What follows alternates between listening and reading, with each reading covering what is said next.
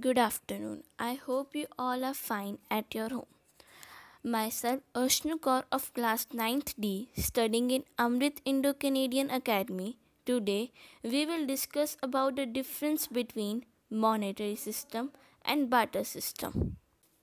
Firstly, I would tell you about the monetary system.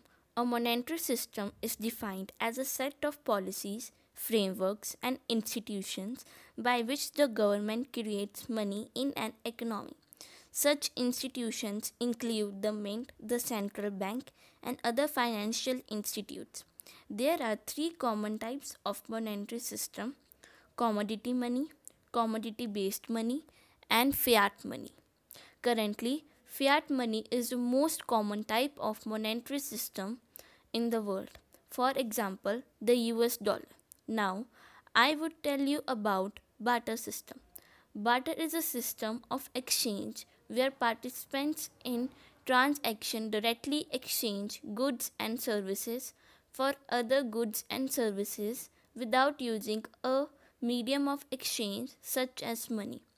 This system was used before the invention of money. Now, I would tell you about the difference between monetary system and barter system.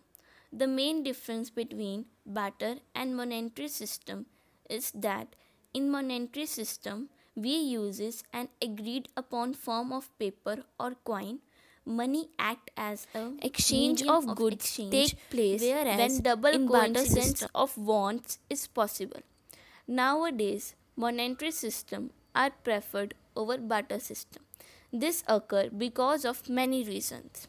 No double coincidence of wants required in monetary system. Measure of value is possible in monetary system.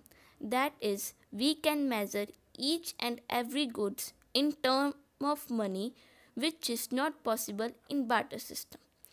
It is easy to store money and to transfer money from one place to another through banks, which is not possible in barter system.